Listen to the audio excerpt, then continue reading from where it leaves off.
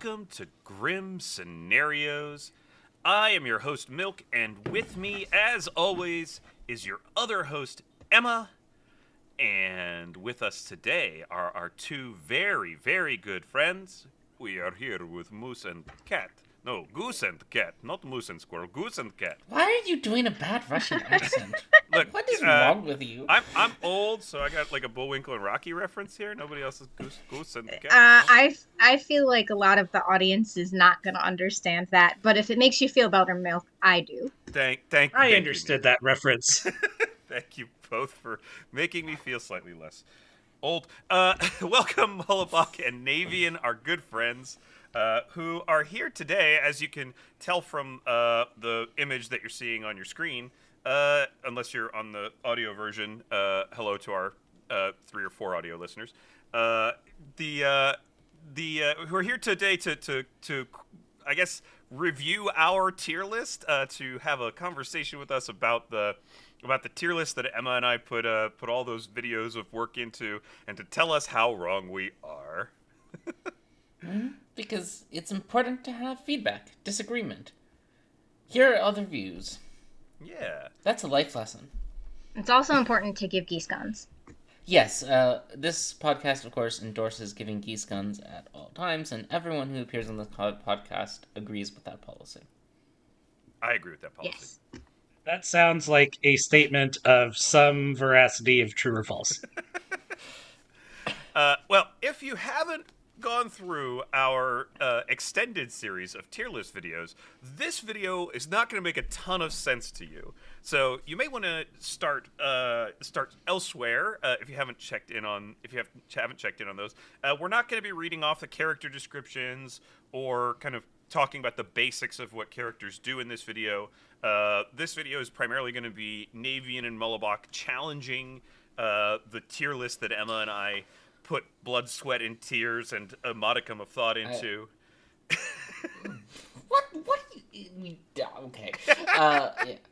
Just to remind you all, this tier list is basically an attempt to create a strategic depth tier list, essentially, of Blood on the Clocktower characters. You know, some characters have more unique play patterns, or more limited play patterns, more limited choices they can do to further their goals. Some characters have a lot of different options you can do, and we wanted to think about like sort of character depth, character strategy. This isn't a ranking of how fun characters are. This isn't a ranking of how powerful characters are. This isn't a ranking of how good characters are. There's some characters I really like, the flavor and power level of, that are down in D tier, and there's some characters that I'm not a huge fan of that are up in S tier. Because we weren't trying to just say, what are the best characters to the worst characters, because that didn't seem super interesting to us. Yeah, plus we don't really consider ourselves an authority on what the best and worst things are. Like, a lot of that's going to be personal preference. That's going to be your experiences playing those characters, right? So without... I mean, you know, everyone knows the Saint's a useless character and the Clockmaker's a terrible character. Like, these are just objective facts. I mean... Yeah, we don't need to talk about that. Yeah, I do see a mistake on the tier list already, Emma, because we didn't consider the Clockmaker jinx with Clockmaker, so that's going to be something we will need to correct in the future. Well, Mullibok and Navean have some things they'd like to challenge us on. So, Mullibok, why don't you take it away here? Yep, we wrote up some notes about thoughts we had about a few things. In the S tier, one of the characters in the S tier that we flagged was the Huntsman. And it's not because I disagree with anything that was said on the Huntsman review about it being important to cover for damsels and making sure town doesn't out the damsel by just giving all their information and making it obvious who has, is the odd person out and what they have to do to find the damsel. I think that is all very good and interesting. The thing that makes me think that perhaps it does not belong in S tier is that when you look at other S tier characters, you have things like the gossip and the artist, where it's like the world is their oyster. They have so many options to play any game however they want. And I think that the Huntsman, the thing I just described, you're supposed to do that every single time you draw the Huntsman token. so that there is an important strategy for you to think about in the game that you're playing. But you're probably going to do that strategy the next time you pull Huntsman too, and you're probably going to also do it the time after that. And so that to me says that perhaps it is not in the echelons of S, the very most strategic characters. Interesting. Yeah. Sorry, Milk. Go ahead. No. It's interesting because my thought about that, and I don't know where Emma was with this one, but my thought about that was that it was more diverse because while you're doing the same thing, each script that you do it on is going to require you to do it in a somewhat different way, and you're going to have to be sort of adaptable, like getting into double claims. Like you're almost sort of the Huntsman strategy we talked about was really looking to get into double claims or looking to sort of be a good player creating false information that sort of looks just a little too false. So it's interesting, and maybe it's hard to parse between S and A, or maybe those top two tiers. Emma, what do you think? I think those are fair points, Mullibok. Let me think.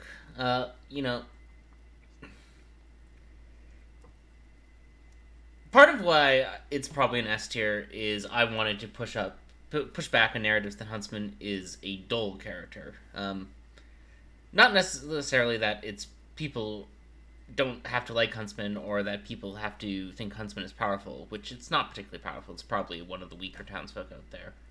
But there's lots of loud voices, including some very prominent Clocktower voices who think the Huntsman's a pretty dull character that doesn't have a lot to do and makes games less interesting.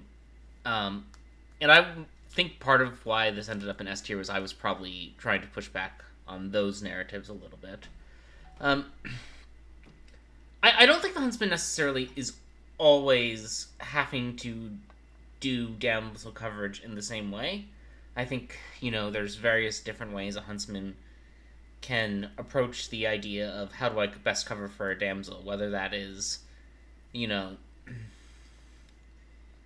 thing I've seen a few players try is, of course, the snap damsel guess as the Huntsman, which serves the purpose of, one, letting the good team know that there's a damsel out there, two,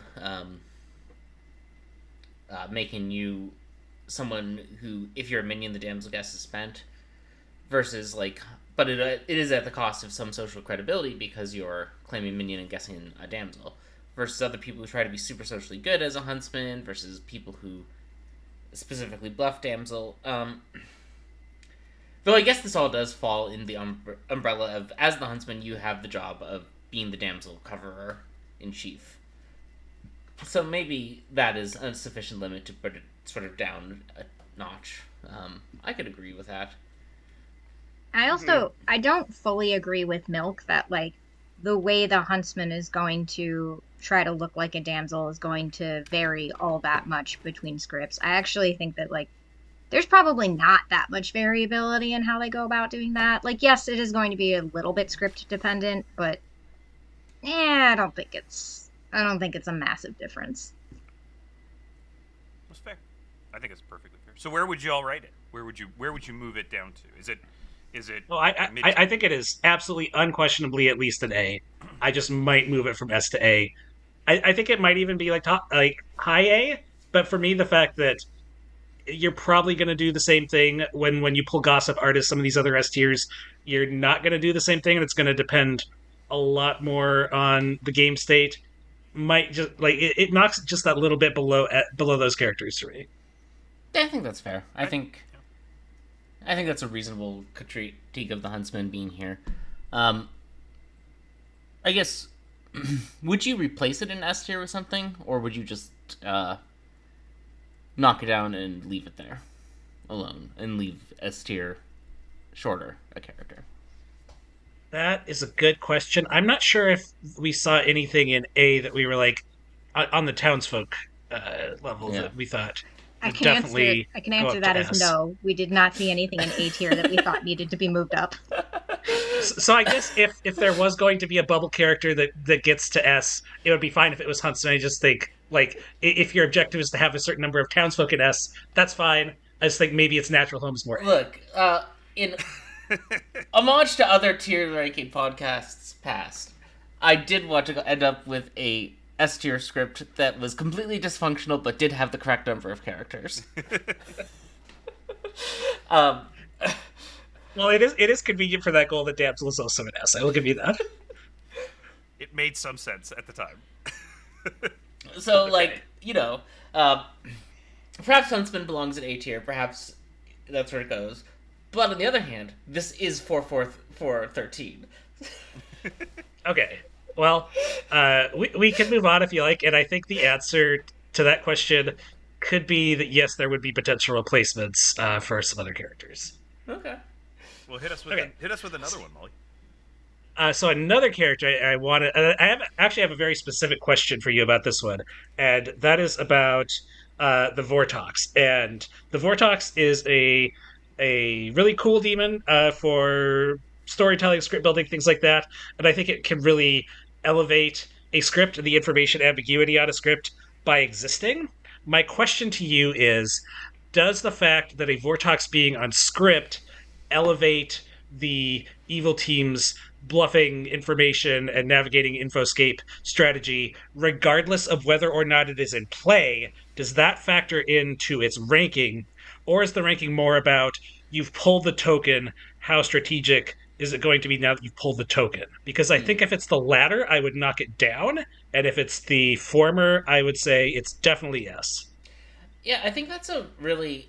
I think, like, for evil characters, that's, like, a really ambiguous question we probably didn't talk about enough when we were making this. Because, it's naturally something part of what evil characters do is bluff other evil characters are in play, right? For the most part. Some evil characters are, by their nature, of course, extremely loud.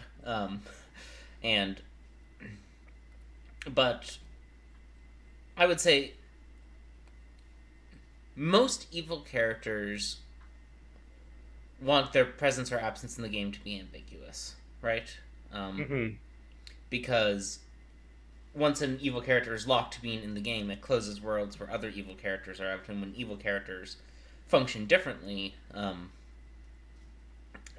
that collapses worlds in on the evil team. Like, right? Like, if you prove a poisoner is in play in 8-player Trouble Brewing, it means that the 3 face-up outsider claims contains 2 of the 3 evils. So as a poisoner, so as part of what, so you are, for all evil characters, I think you're keeping in mind, like, the totality of their script context. I think, like, for the Vorttox, at least in my mind, the Vorttox is information. The Vorttox's demon power, that all information is false, is just so much broader in a way than almost any other evil characters I can think of off the top of my head. In the sense that the Vorttox is affecting every townsfolk character on most Vorttox scripts. There's some Vorttox scripts where there's some townsfolk that don't have a direct interaction with the Vorttox, but, like, on S&V, it's 12 out of the 13 characters 12 out of the 13 townsfolk directly interact with the Vorttox. 11 if your philosophers are, jokesters who only ever go mutant or snake charmer. And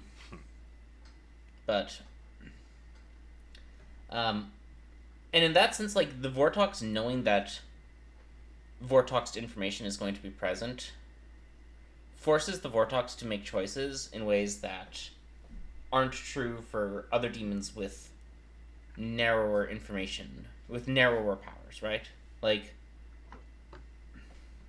the Nodashi doesn't need to worry that much about whether people are going to read this as a Nodashi game or a Vigor Mortis game or a Fangyu game,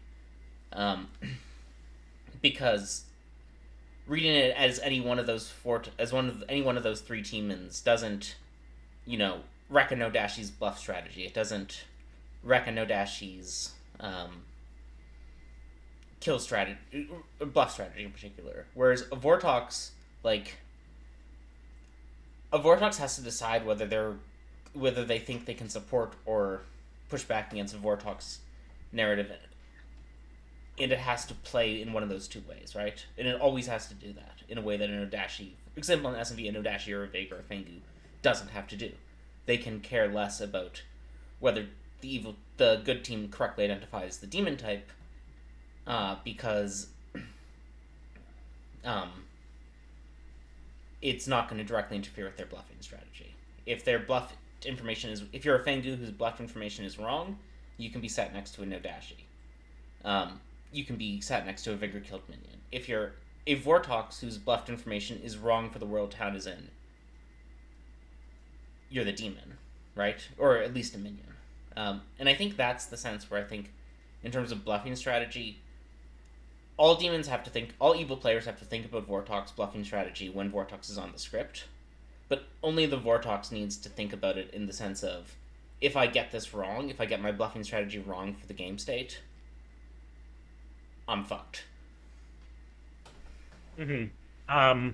So I think for being in play, I'm probably thinking about, for example, Nodashi as having a significantly higher bar for kill strategy than a Vortox does. One of the reasons I think that is because I don't know how many Nodashi games I've seen where the Nodashi's neighbors are just alive all game because the demon knows that they cannot contribute useful information that will actually solve the game in a healthy way. But then you get to the end of the game and there's 3 people in a row left alive, and it's like, well, this is a Nodashi game because of this like line of people who all have wrong info. And I think for like a Vigor Mortis, let's say you're Vigor Mortis who plans to kill a minion on night 2. What are you going to do about this Oracle 1? Let's say you're a Vorttox who just does the normal thing and kills a good player night 2. What are you going to do about this Oracle 1? I think those are kind of similar questions where a Vorttox could suggest, oh, is this a Vorttox game? Because an Oracle 1 on night 2 is super weird, whereas a Vorttox could say, oh, was that person a Vigor killed minion? Is there a mathematician who upped their number tonight? So I the way I think about it is like pretty in parallel. And maybe it's true that there's more danger for a Vorttox if they get it wrong, but I think those dangers are definitely present for most specifically Nodashi and Vigor. I definitely agree that Fengu is in the right place, but I don't know. Navian, do you have any thoughts about that? I think I largely disagree with Emma about the gap between the other demons and, again, specifically Nodashi and Vigor, I think, versus the Vorttox in terms of those kinds of things. Yeah, like there is some gap between them, sure, but I don't think the gap is as wide as is being purported. That's fair. I would That's probably right. I would argue though. I actually do think Vorttox belongs in S tier strategically, and I think there's a really good reason that doesn't necessarily impact the 4 of us, or that the 4 of us don't necessarily recognize because of our experience playing the game, which is that the Vorttox needs to be able to feel out the game to a point of knowing whether they need to sell Vorttox or not. And to do that, and to create information that makes sense, and to know which game you're selling, it requires a substantial amount of game knowledge. That is to say, you need to understand how the characters from S&V work. I'm just talking about on S&V. I'm not talking about off the base script, because I mean we could just talk forever. But Mully was pointing out, oh, okay, so you can ask like, is there a math 1, or like you can almost like easily lob an easy ball over to a minion. It could be like, oh, there's a math 1. It's not a Vorttox game. It's a Nodashi or whatever. Like.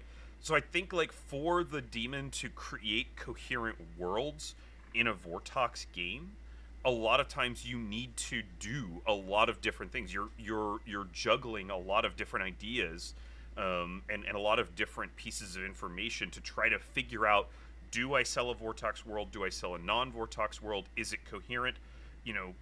Is it coherent, the things I say? Can I, all the things you normally have to do as a demon are like turned up a bit because you really have an ear out for specific types of information, right? Like town crier information, you can kind of let it do its thing, but oracles in a Vorttox game, like that information gets out, and now you've got to sell someone who's good, who was executed, or who died in the night as evil. Like I think one of the reasons we thought Vorttox was so high strategically is because of the effort it takes to really create those believable worlds as a Vorttox and know what side of the coin you need to sell. Whether you try to sell the non-Vorttox world, whether you try to sell the Vorttox world, much of that is dependent on what the storyteller put in the bag as well.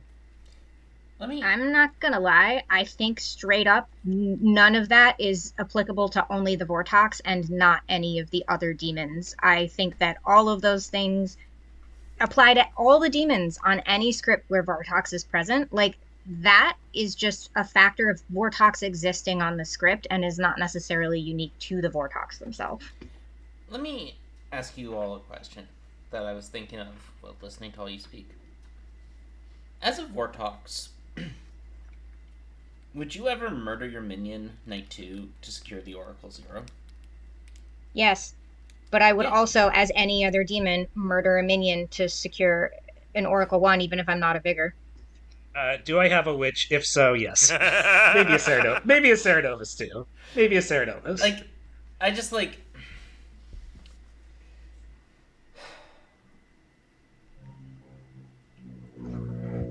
I guess, maybe. Like, if I really need to frame the day one executee, I might do it as a Nodashi or a Fangu. I might kill off my minion to hard frame the executee, but... I think demons don't do that enough in S&V. Like, kill your minion on Night 2 and give oracles weird numbers and see what happens. Oh, absolutely agree. Demons don't kill their minions enough generally. All demons don't kill their minions more. Like, that's the official opinion of this podcast, by the way. This is also why people teams never take Dreamer unless it's Vorttox, is because they won't like have the minion Dreamer confirm an evil player and then just kill them immediately. Yeah. Make something weird happen.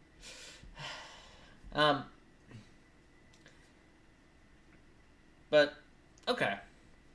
So like, I think as a Vorttox, I think the choice to kill your minion immediately is even more interesting than for the other demons. But if you don't, that's, I think, fine too. Yeah, I don't think it's more interesting so much as just interesting in a different way. Mm-hmm. I think what Emma said is a fair point. Like, it is a way that Vorttox edges, gains some edge in kill strategy, I would say. I don't know if it has... I don't think it gains more kill strategy than an Odashi inherently has, for example. Like, the things Vorttox need to do to fake non-Vorttox worlds are just, like, much more insane in my mind than what Nodashis have to do to fake non-Nodashi worlds, or what Vigs have to do to fake Vig worlds. Like, or non-Vig worlds. Like Mullibok brought up the Oracle 1 problem for the Vig, but, like, at the very least, the Vig can then say, okay, the Fangu jumped, right? Like, they always have that optionality immediately. Like, it's a synergistic interaction on the script to allow Vig and Fangu to bluff as each other.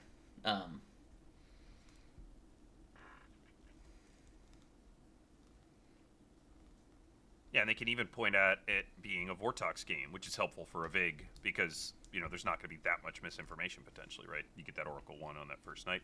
Of course, the saddest thing is when there's no Oracle 1 and you tried to kill your own minion strategy to get an Oracle 1, but that's beside the point. The saddest thing is when there's two good players who are dead after day 1 and night 2. And then on day 2, your minion gets executed, and now the storyteller is forced to pick between an Oracle 2 and an Oracle 0 as the false information. Like, that is the saddest. I agree with, for sure. That is the saddest result for a Vorttox, right? Like, that is a result of Vorttox really wants to avoid at all costs. In a way that I, like, for me at least, as the other demons, I don't, like, there aren't these particular information patterns that can show up that terrify me in that way. Like, there's bad ones. Like, the Oracle 1 Math 1 is bad for the Vig. The Nodashi Day 2 Night 1 Math 2 is terrible for the Nodashi. But, like, these are terrible for these demons, but they're not, like, world-closing in the way that, shit, the Oracle's gonna get a 2 or a 0 on night 2, or on night 3 of a 9-player game. That's a problem. The outcome of the town believing it's likely to be Nodashi is substantially worse than the outcome of town believing the outcome of town believing it's likely to be a Nodashi game is substantially less bad for the Nodashi than town believing it's a Vorttox game is for the Vorttox, right? It's way worse for the Vorttox to fail the bluff and then end up with the wrong information in the world where it's definitely Vorttox. And I think that's where we were coming from, is that the danger for the Vorttox of getting the world wrong is game ending. Whereas the danger for the Nodashi, for example, is, maybe a story, maybe the storyteller, gives false information that then gets tracked back to that player. And even then you still have, outsiders and minions and things that could spread it out. So, like, it's a little bit safer. Like, Vorttox really needs to be on the ball creating that world. I don't know. Mullibok and I recently played the most cursed game. Oh, you were also there. I was also there. I forgot. It was Sex Violence Ever, which was a Nodashi who was just absolutely cursed. But, I mean, that was a Nodashi with a mathematician in play, and the philosopher used their ability on recurring roll on night 1. The Nodashi is guaranteed to be found by, like, day 2 or 3, no matter what your player count is. Yeah. I mean, that was a perfect storm. Like, the average math 1 in a Nodashi game isn't gonna sell out the Nodashi immediately, I think. It really depends on how many... this is, I guess, more of a storytelling point, but if you're gonna have Nodashi and Mathematician in a bag together, please load up as many of the Night 1 math triggers as possible, because you need as many different seats that Nodashi could be in. The number of games where I have seen the Nodashi executed by day 3 at the latest because of a night 1 math 1 is very high. Yes. But I don't know. I could see Vorttox not actually being that much more in depth than Vig and Nodashi. I still simply disagree with Milk about the difference in danger levels of a Vorttox getting it wrong versus any of the other demons getting it wrong. Like, yes, there is a difference. I'm not going to say that there isn't, but I don't think the difference is as substantial as you two seem to. You think it's a difference of type versus a difference of quantity, essentially? There's a small difference in quantity, but I just don't think the quantity difference is as big as you think it is. That's fair. I think that all evil teams want to hold Vorttox or not worlds in tension for at least the first few days of a game, and then figure out who to frame during that time based on where they think it's going to end up. Yeah. That's fair. I don't remember. I vaguely remember we toyed with a 5th demon in S tier at some point, and then went down to these 4. It was probably Poe that would have been the other contender. If we were to move. Don't worry, Vorttox. we'll get to that one later. Oh well. Okay. We do. If we were going to move one up, it would probably be Poe. Yes. Okay. Spoilers. So you would move Vorttox. You would move Vorttox down to A tier. Well, yeah. When we get to the Poe discussion, we'll decide whether we'll make the swap. Yeah, that's fair. I'm just keeping up with it on the video so that folks know what we've kind of said. And our final thing that we want to note in S tier was, unfortunately, one of my Navean and Emma's favorite characters, the Butler. We do love it. As when we listened to your points about it, we thought that perhaps the teaching aspect on Trouble Brewing of teaching new players to think about who's voting on what, and the Butler, you could more viscerally tell who will not let you vote on certain nominations or not. That is important, but we thought maybe it was overvalued in how to place it strategically, and as people gain experience, they are watching voting patterns regardless of their role, and then at that point the Butler is more like pick someone who you think is good and you think will either share your worldviews or at least put their hand up when you want to put your hand up. And then at that point, it's not that deep. And so perhaps it would get knocked out of S because of the fact that after the initial learning curve for players, that it's got a more like stable play pattern that isn't that deep strategically. Yeah, I think this Um, was probably in part at least one where we wanted to push back again on people who are like, oh, the Butler's terrible. I mean, it's the only outsider on Trouble Brewing that gets to pick things, right? Like and the teaching and learning aspect is definitely there for us. so I guess like I'm gonna start off by saying I think I'm gonna concede this point eventually, but I actually think, especially in the early game of a large Trouble Brewing, so like 2 or 3 minions, I think you want to pick someone you think is a minion as the Butler, not a person you think is good, or at least someone you suspect might be a minion. I don't think you want to hit the demon. I don't think you want to hit other good players. I think you want to hit minions specifically, because you want to know who evil players won't let you vote on. And I think that's where, in my mind, a lot of the depth of Butler comes in, is on those early executions, who are the minions protecting is, I think, especially if they know you're the Butler and know that it'll look bad if you don't let them vote. I think there's a lot of depth there. I don't know. That's just my main thought. Is I think like it's not as simple, straightforward as you want to pick good players who will let you vote on the worlds you want to vote on. It's like in the early game when individual votes don't specifically matter as much. You want to gain information from who people won't let you vote on. So you want to pick the people who have someone to protect, right? It's an interesting point. Pick into pairs, I think, is always an interesting thing to do when you're the Butler. Right, pick into a pair of players who seem to be confirming each other or working together. I always find that interesting. Because they're certainly not going to let you vote on each other, but there might be someone else that they're allied with somewhere. Now, I mean, I think like just looking at what's in A tier, like I will concede there are outsiders who have more difficult strategic choices than the Butler. So I don't want to press the point too hard. Like, if you want to make a script, then I just throw a heretic up there with Goblin and Damsel and Huntsman where it belongs. But that's maybe a side point. And I think there was a point in the tier list making where we were like considering the fun of characters probably too much. Yeah. And we mentioned that in our like final wrap up as well. Yeah, there was certainly a point where we were like, does the like ability of this character to make games unfun for everyone, for large quantities of players, make these characters less strategically interesting because you're forced to limit your choices by limit the choices the design space of the character encourages by the fact that fully exploring those design places are going to make other people sad. Whereas the Butler doesn't have that problem. But would I swap Butler and Heretic on this tier list? Probably. Yeah. I think like the Butler always is finding new ways to surprise me of ways it can be interesting.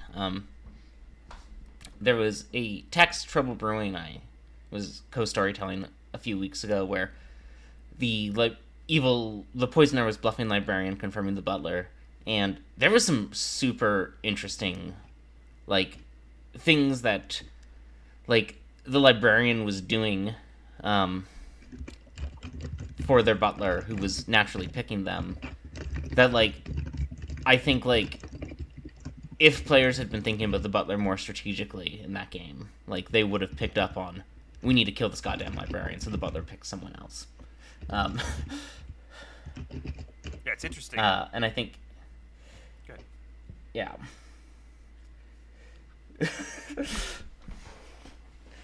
Yeah, I mean, I think it's interesting. I think one of the characters I'm always most interested to pull in TB is the Butler, just because I'm always interested in seeing what happens as I'm playing it.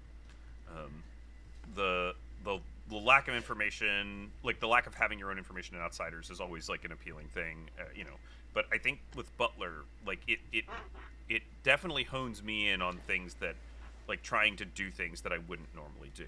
And I'm certainly never, you know, I'm not the person who's always just going to pick the outed virgin, you know, to make sure that I get to vote with that person, because I mean I don't trust outed virgins usually. Not that I don't trust that they're good. I just don't, you know, I trust myself, my own social reads and solving over, you know, someone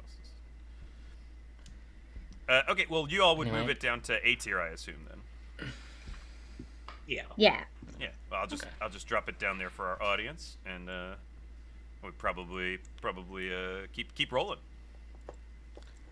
What's All right. next? Well, that does us for S tier. So maybe you want to take A tier.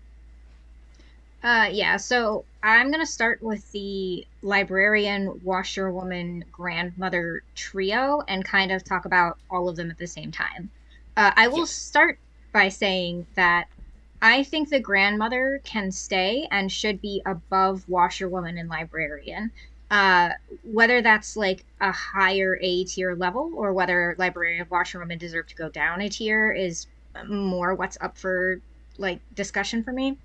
And so grandmother, I think, stays because they have to account for the fact that they might be an extra death. And that can have a lot of strategy involved about when you might want to get yourself executed or when you might want to get yourself protected and those kinds of things. So that is why I think grandmother has more to it than washerwoman or librarian. The points that you were talking about with librarian and washerwoman about like, you know, you should sacrifice yourself over the player that you're confirming in order to like kind of assuage some of the fears about like spy or whatever on the script.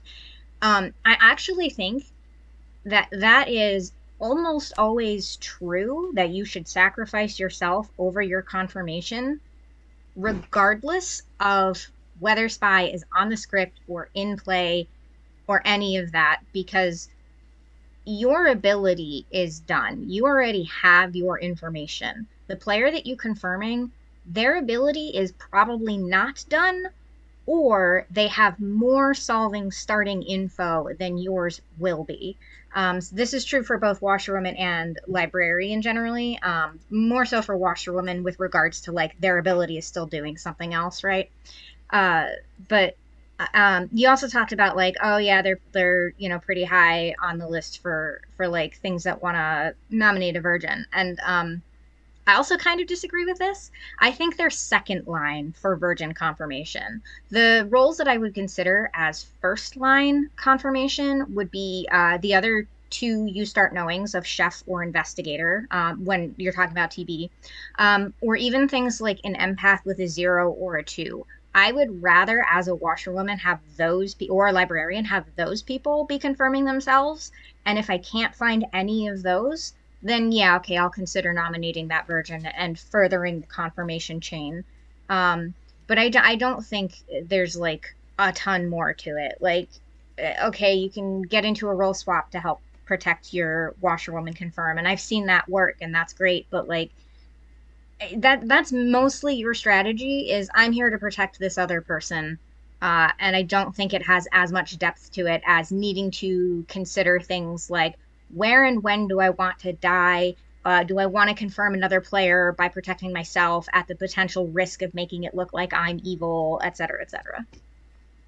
Yeah, I'm happy to cede the point on Washerwoman and Librarian, in part because TB was the first script that we kind of reviewed characters on, and so when we came around to some of these townsfolk, you know, we didn't have the whole list built out of all of the different townsfolk to sort of do comparatives, and so some of the TB characters, you know, are the ones we've kind of thought maybe were in the wrong places. I think that the interesting strategic thing with librarian, I might quibble with you more because I do think librarian has a ton of like interesting value on TB.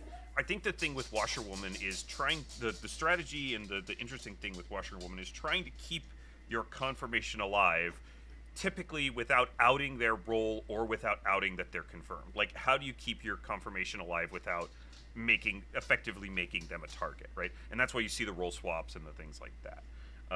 So like for Washerwoman, I certainly see the point, and I think Washerwoman could, in the overall tier list, drop down to the B tier, and that would probably be fine. Librarian has a huge job in TB of doing one of the main solving components, which is figuring out if it's a Baron game, figuring out the outsider count, and that, the structure of that play pattern, I think, to me, is almost more strategic than Washerwoman. Again, I would see not as strategic as Grandmother. Grandmother, I think, of the three, Grandmother has the most interesting combination of things that it has to do. I will concede that maybe you're right about Librarian having a bit more than Washerwoman, but also, and to add to that, I will bring up that if you're talking about Librarian once you get off of TB, there are actually some outsiders that is going to drastically change how a Librarian might play strategically with regards to their confirmation. And I think Washerwoman doesn't gain as much depth when it goes off of TB as Librarian might. So I'll concede that point on Librarian, for sure. Yeah.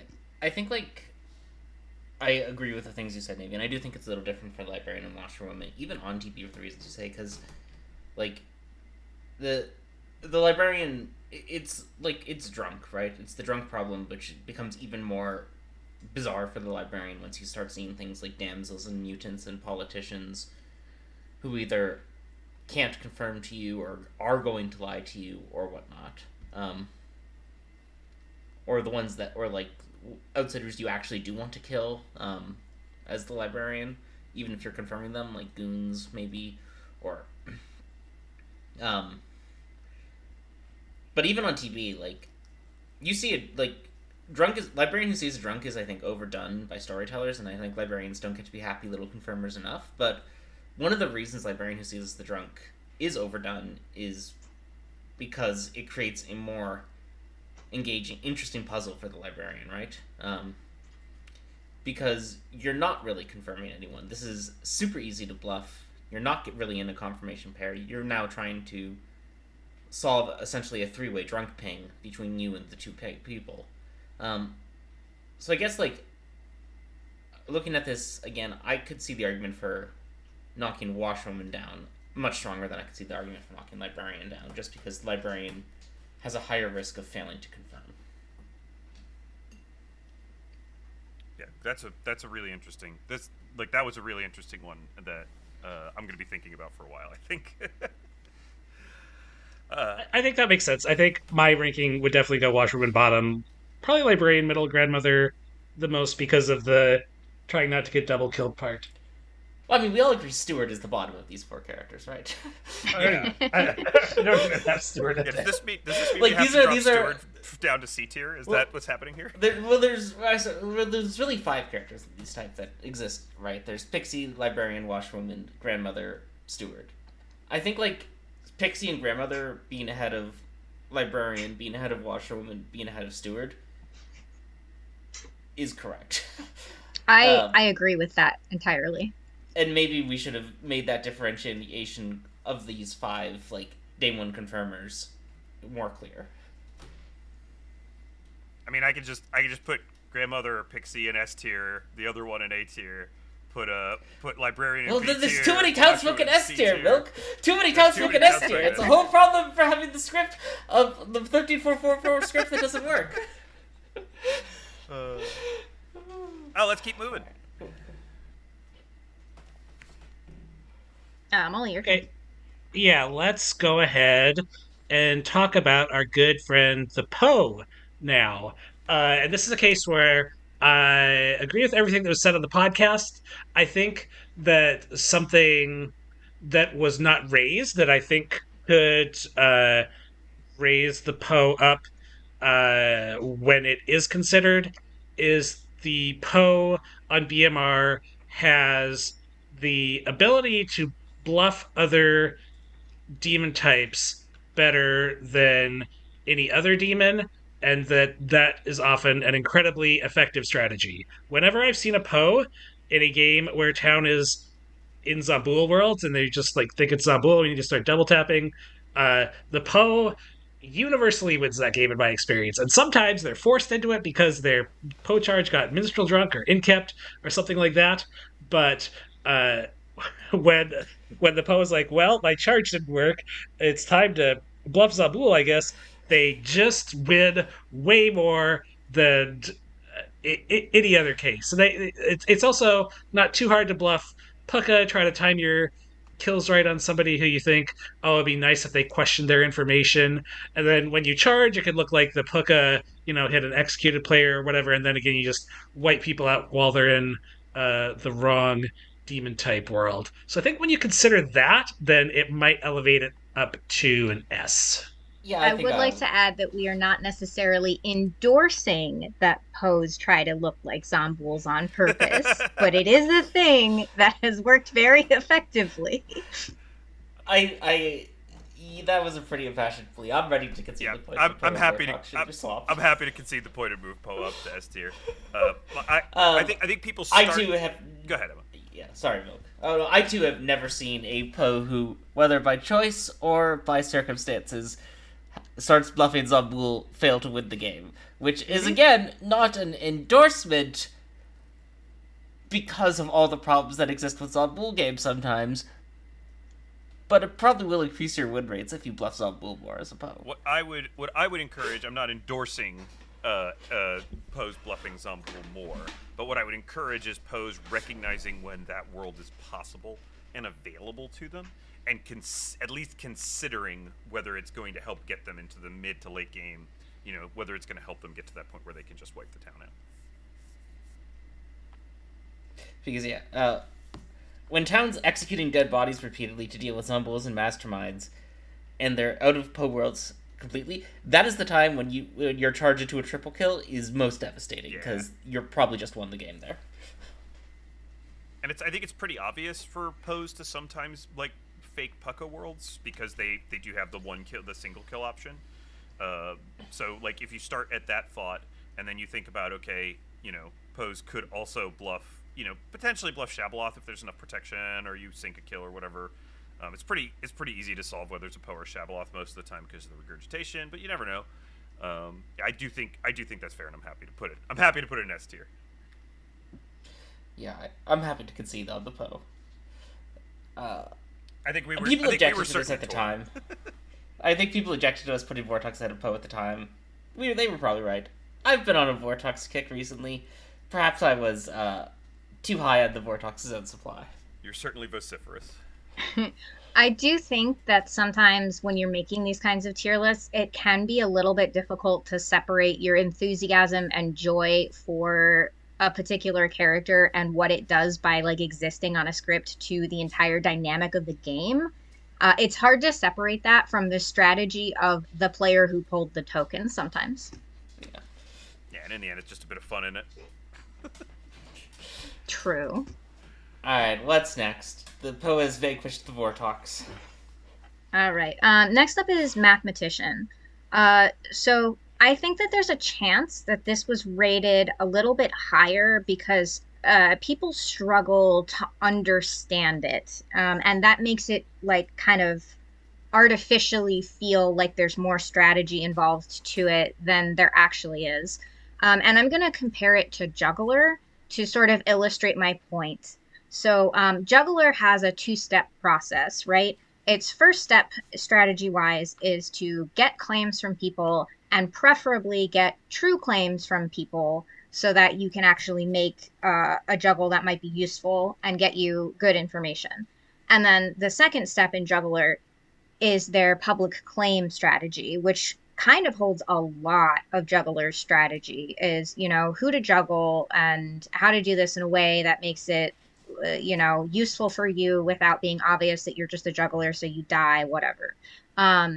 Mathematician kind of has just step one.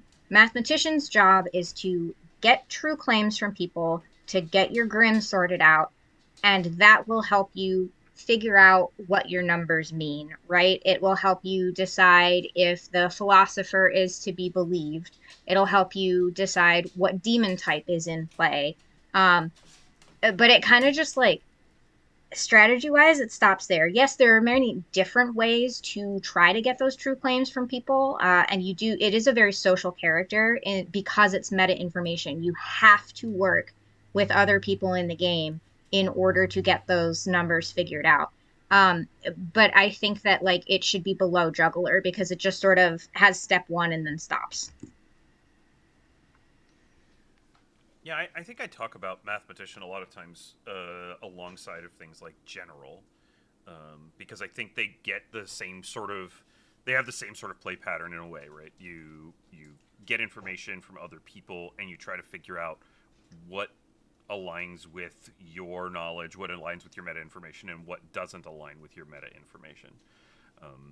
Whether, again, mathematicians probably higher because we were thinking about the challenge of kind of knowing what that math information means, especially on S&V, where obviously you could just have a chart that tells you like what things are possible when you have different math numbers. I think when you get off of S&V, mathematician can be trickier when you play in games with a little bit more vicious storytellers who are going to give true information to players who could get false information and sort of mix up the trues and falses. I think it makes the mathematician information itself harder to parse.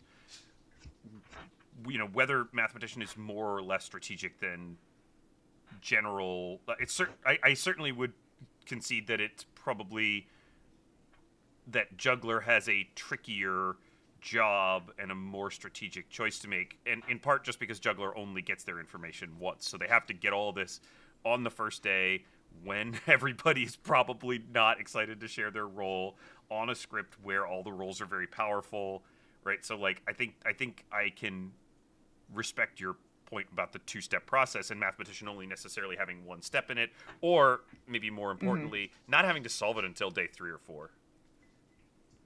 Yeah, and I think like when you do talk about like mathematician coming off of S&D and starting to get into customs where its own information starts to get more complicated, like there's not a lot of actual strategy involved in sorting out what your numbers mean, right? That is actually a much more logical and like deductive kind of aspect of the game. The strategy is just in getting your grim filled out accurately. Yeah. So like the fact that it can come off of S&B and continue getting more complicated doesn't actually like impact its strategic value at all.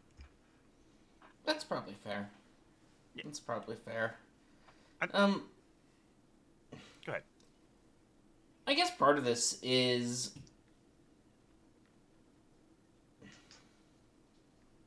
yeah.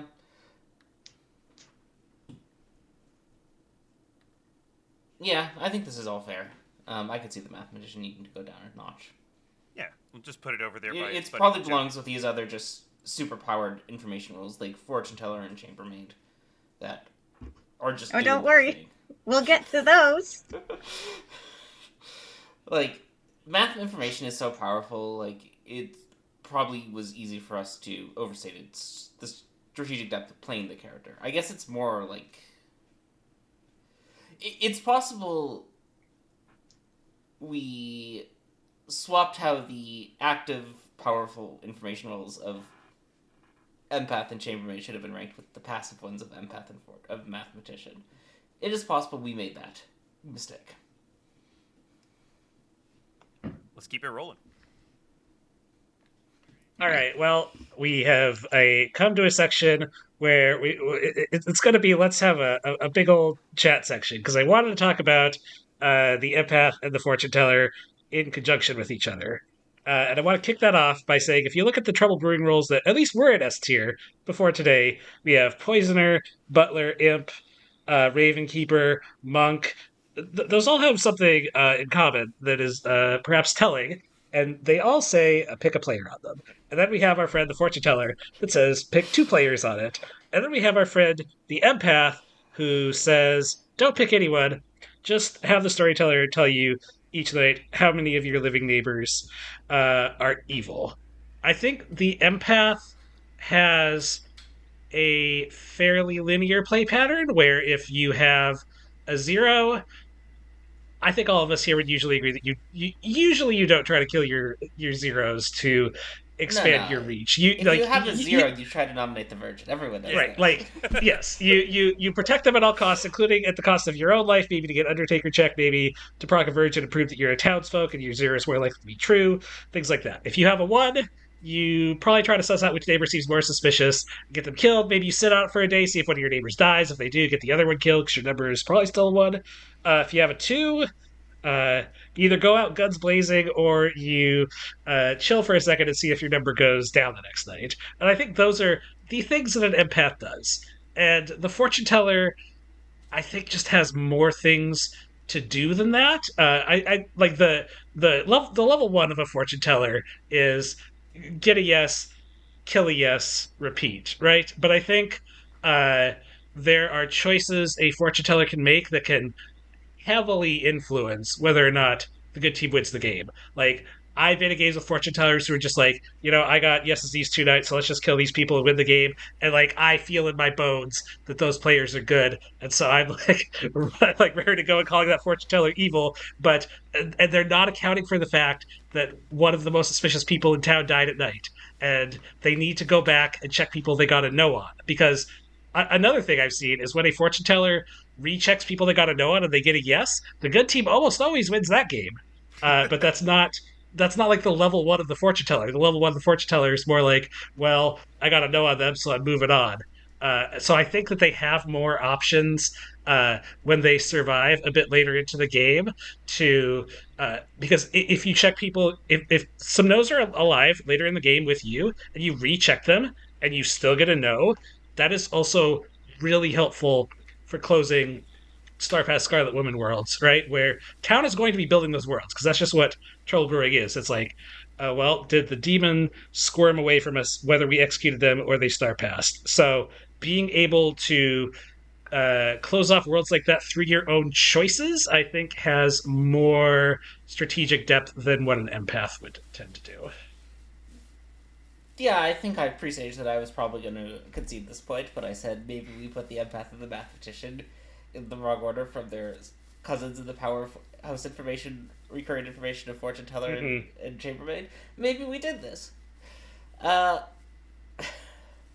just because the fortune teller information is fragile, easily disrupted, confusing, that doesn't mean it's not strategic still, right?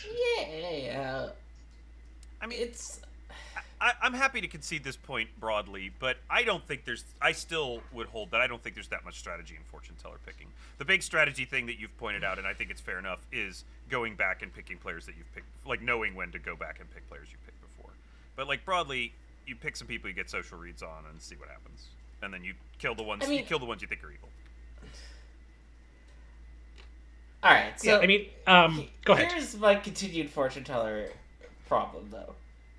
I think like 70% of fortune teller games, no matter what choices you make, you're a knight who's pretending to have other information. Ooh, spicy. Though we do have the knight in A tier, so perhaps this is not that persuasive. But like the fortune teller's abilities to be magnets for poisons beginning night 2, or murder beginning night 2, or thinking they're poisoned beginning night 2, means most of their games they have a secure fortune teller no night 1, they learn 2 players from the demon, and then the rest of their information doesn't matter, because either it doesn't exist, it's poisoned, or they think it's poisoned. And I think that's a defeatist. I think that's a defeatist approach to fortune teller, and that does fortune teller a disservice. I think fortune teller should be highly interested in murdering investigator poisoner pigs. For sure. They sure should. Yeah. Though, this gets into the bizarre meta of investigators refusing to push on their pigs. Because don't get me started on that. This character exists so that there's someone who can get executed day 1. Well, I'm happy to concede that fortune teller should be at the same level as knight. You know what? Works for me. I'm willing to concede that fortune teller and empath should switch spots, because if my best defensive or fortune teller ranking is most of the time it's just a knight anyway, oops, I put knight higher. Yeah. I will Okay, go ahead. well, I'm just going to go ahead and move knight in front of fortune teller. Still think That's funny. That does close out our A's, I believe. So we bridge the gap with A and B there, with an A and a B at the same time. Shall we just do a big old mollywomp on the B tier? Oh, what? I don't know what that word means. I don't know what that word means either. Just, I think it's a word Milk made up. Like a big old scrum. Like B tier is like a big old scrum, right? There's a lot of stuff in here that. I don't know what that means either. What is the next character you guys wanted to talk about? Okay. So in B tier, I kind of just want to make a small point about the drunk and the amnesiac. And I'm kind of going to talk about them together because it's a similar point that I'm making for both, which is that there's maybe an argument that they actually belong in the NA tier along with Alchemist, because the drunk, in most games, when you are the drunk, you are not going to be sure that you are the drunk. You rarely get hard confirmation of that. There are ways that that can happen. You know, a librarian can see you, which can give you some inclination. An undertaker can see you. Maybe both of them see you, and then you're pretty damn sure, right? But most of the time, you don't know that you're the drunk, and therefore your strategy is simply going to be the strategy of the townsfolk token that you picked, which of course could run the gamut. Similarly for Amnesiac, your strategy for how you want to play that is probably going to depend very, very much upon what the storyteller has prompted you to do, or what information they have given you, or if they are a storyteller who maybe gives you certain hints about, like, if you have a passive ability, if you get one of those hints, or, you know, those kinds of things. I think these strategies change so drastically depending on, you know, again, the token that you think you are for the drunk, or what's happened to you as an amni, that there's probably an argument that they maybe could go in an NA tier, but I also think they exist in something of a superposition between the strategy that you take when you don't know that you're the drunk, or you don't yet know what your ability is, versus when you kind of have stronger information pointing you towards certain things. So I can accept them being in a tier because there's often that threshold point where they change over. Yeah, I guess, like, I find that a little more persuasive for the drunk than the amnesiac, and I think, like, the small difference in my mind between them is the strategy of the actual amnesiac ability is absolutely as like unrankable as the alchemist's. Even more so because, you know, like, your ability may or may not be anything like anything else in Clocktower. It may be a Clocktower ability. It may not be a Clocktower ability. It's even more Schrodinger's cat. You might have to make animal noises. But, like, I've run that. I know. But, like, despite that, like, the strategy of the things you do to discover the unknown rule, which is essentially what the amnesiac is. They're playing they're playing this mini game where they're trying to solve the unknown rule, and there's entire board games based around how you solve an unknown rule. There's strategy in the choices you make to do that. There's strategies and choices in, okay, this is the feedback I got from the storyteller, not to the question, but, like, in terms of the storyteller, what nights the storyteller wakes you, how many people they ask you to point at, what information you get in return from pointing, that if you can understand the strategic approach to asking questions about your ability, based on those things, like, you'll increase your odds of solving your ability, which increases the odds of your ability being useful. So I think what you're saying for Amnesiac is basically that, like, the underlying strategy for doing that doesn't change, just the specific types of questions that you ask do. Yeah, like, that's fair. Like, you know, you should ask a different day one question if you woke up night one, than if you didn't wake up night one, right? And you should ask a different question if you picked 2 players than if you picked 1 player. You should ask a different question if the storyteller responded to your pick at night with information than if they just nodded their head and put you back to sleep.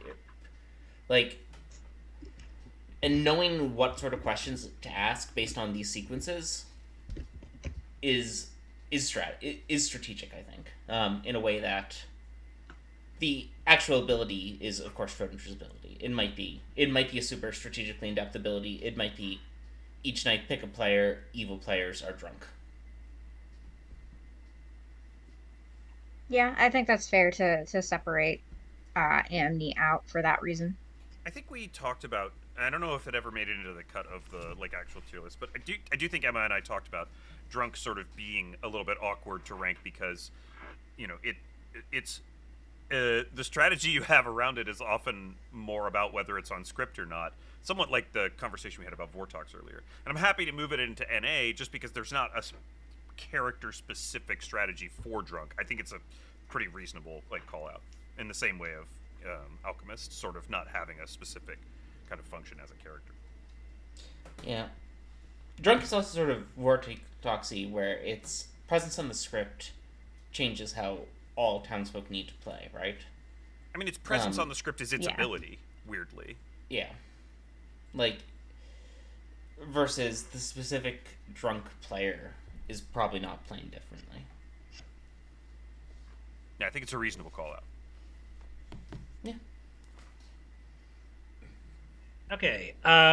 I think I picked up the general gist of what Milk was suggesting, but I do still need to focus on the Chambermaid specifically, which I believe is definitely paired with Dreamer as far as they should always be on the same tier together. And a hypothetical scenario to demonstrate this: if on day one you're the Chambermaid, somebody tells you, I'm just going to tell you I'm the Exorcist, and I'm going to pick you tonight because if you're the demon, you can't do anything about that. Now, if we translate that claim to Chambermaidese, what that person has just told you is, hey, if I'm evil, I'm the Poe, I'm the DA, I'm the assassin who hasn't gone yet, I'm all these really scary things. So they've already claimed that they're a scary chambermaid member to you, and you don't necessarily need to verify that because it doesn't help that much for endgame world building if the Exorcist is still alive. They're still going to be a Poe Pucka DA candidate, no matter what. On the other hand, if somebody tells you on day one, yeah, I'm the fool. I'm just gonna vibe this game. This is a super chill roll. I'm just gonna do my thing. If you confirm that player does not wake, you have confirmed that they are, if evil, like the Zomboul, the Godfather who didn't wake up to get a kill, or like the Mastermind. So they are the not scary evil things. So I think if you can manage to get a 0 off of your picks on the second night, that is really powerful information that if it confirms what those players are claiming, that's much more powerful information than getting like a 2 that matches what those players are claiming. And this is like the Dreamer, where early on that day one confirmation that somebody had to nail their bluff exactly right can be super strong, and after that you're probably trying to sort out if they're evil, what are they. The nice thing about Chambermaid is that the storyteller cannot tell you that, it'd be really helpful if I could frame the fool, so I'm going to say that you dream the fool is either the fool or the no dashi or something like that. They can't do that to the chambermaid. They have to tell you, hey, this person didn't wake. They did not get a kill last night. And a side point to chambermaid is that if you find yourself alive for a long time as a chambermaid, it might be a Zomboul game, because it's kind of weird for a chambermaid to last a long time, but it's not that weird in a Zomboul game. And if you can catch somebody waking up on a day that somebody survived execution or something was double tapped, if you survive that night, you can catch someone waking up who you got a 0 on before. Guess what? You just won the game because you found the Zomboul. So that's why I think Chambermaid is, I think should be higher, and it should also always be at the same tier as Dreamer. So I just put it on A with Dreamer. Yeah, we can trade Chambermaid and Mathematician when we're trading Fortune Teller and Empath. All this makes sense. Mm-hmm. This may, at least from my perspective, this may be my bias against powerful information, recurring information rolls that wake up every night and pick 2 players. I think we may have found a pattern. Yeah, I mean, go ahead, Navean. I think that Chambermaid is you can if you're trying to find analogies on the other base scripts of what the role fulfills, you talked about Chambermaid being kind of like a fortune teller on your initial ranking of it. And like that's kind of true, but it's also more like Dreamer, right? I think Yeah.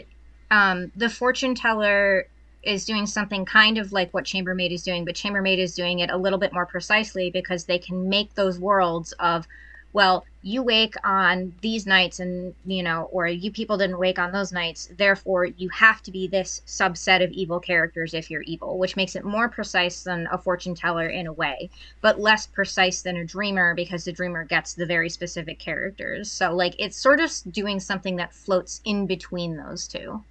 I think something that this conversation is like revealing for me is that there are also like these groups of characters, and I've kind of known this for all, but I don't know if I've ever like put like specific words to it or specific thoughts to it on the podcast, at least maybe a little bit. There's some specific groups of characters that maybe are wider than even I was thinking about, that may like bear an interesting conversation to talk about like how they're different and how you sort of interact with them differently. And Dreamer, Fortune Teller, and Chambermaid are all pretty similar in like what they're doing in certain ways, but they do have some differences, and it is kind of interesting to think about. Okay, well, if we've moved Fortune Teller up to A tier and Dreamer was always in A tier, is Chambermaid similar enough to them? Is there similar enough like thought processes and strategy patterns, that they all do belong definitely together, or is there a disparity there? And I think it's interesting to analyze that point, like side by side with how you analyze those same kind of groupings of characters that fill similar niches but in different ways.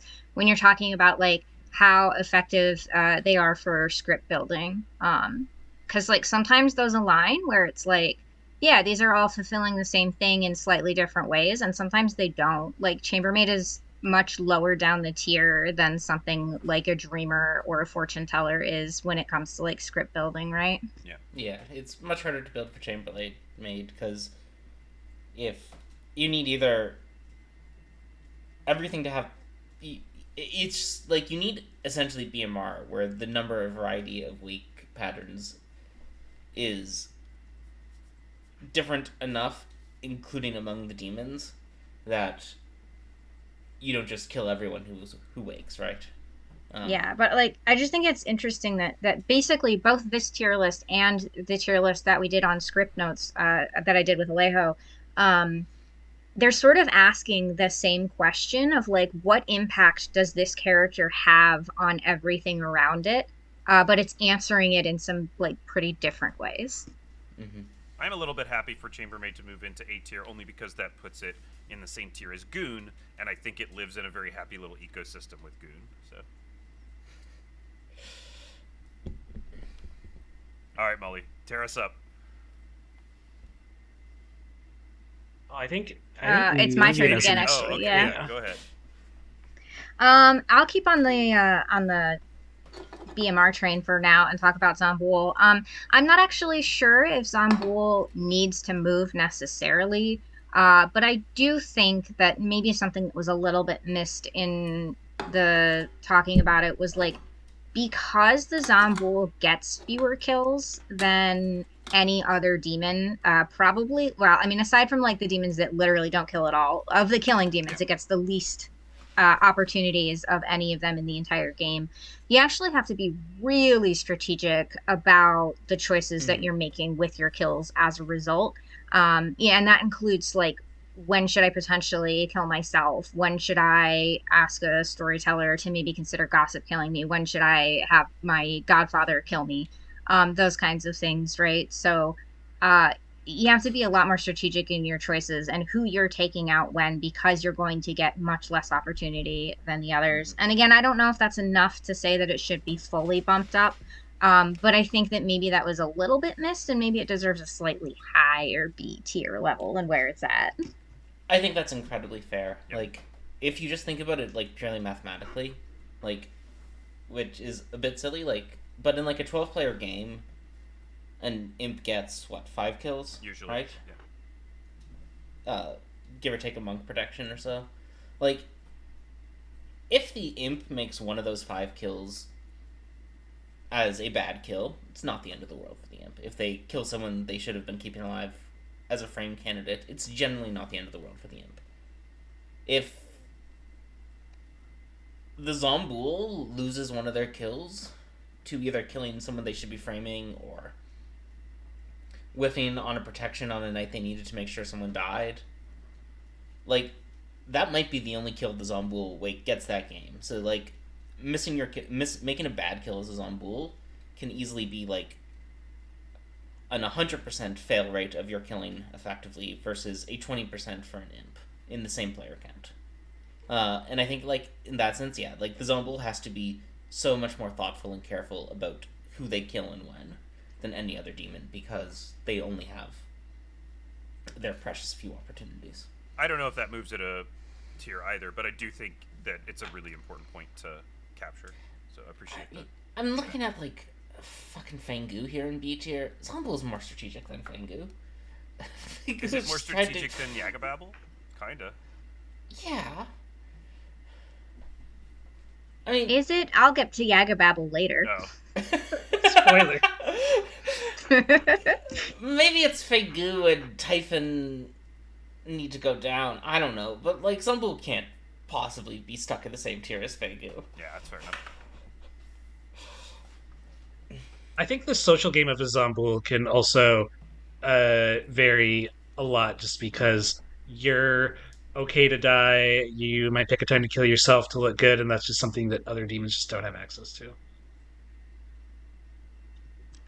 Okay, technically, an imp or any demon that has a Scarlet Woman in play can choose the kill yourself option to look good, but it's not quite the same as Zomboul. Zomboul sort of just has to find the time to do it, because you really don't. Most of the time, you do want to be dead and sort of look relatively good, and sort of have people forget when you died. Mm-hmm. Yeah, fair enough.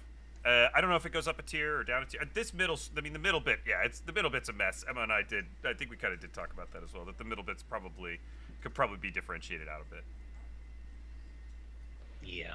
So it sounds like we need to talk about Yagababble too? Might as well. You want to just dive in? Yeah. Nah, let's keep on the BMR, and you take Tinker, and then we'll get back to Yagababble. Okay, I'm just going to do a short bit on Tinker, is that we were more on Team Milk on this one, that the Tinker we'd probably rate in C. I think the point about trying not to get gossip killed out of true gossip, that's like an interesting point, but ultimately a very narrow point. A great way to not get killed by a gossip is to get yourself executed on day one, which is not an interesting play pattern. I guess you could also try to look super suspicious and try to force the storyteller to frame you, but then you might get executed at the end of the game, which also wouldn't help you too much. So I think Tinker probably drops down for me personally. Yeah, that's fine. I don't know what I was on something or something. I don't know what I was going through my mind. Look, I was going to say that. I was going to say that, but I might have thought it. I wanted to, like, part of why Tinker is B was there was some amount of trying to balance the character roles between the tiers. And, like, there's a lot of outsiders who don't have a lot going on in terms of what they can do differently. And Tinker has something sometimes it can do differently.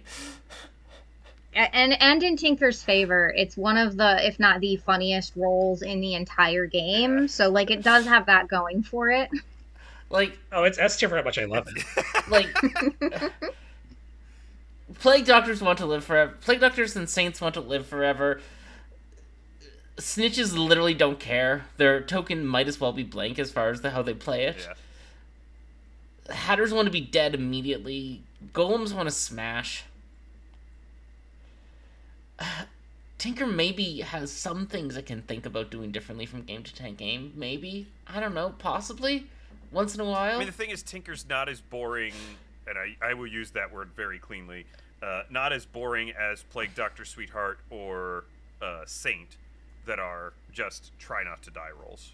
Like, it's more interesting than those.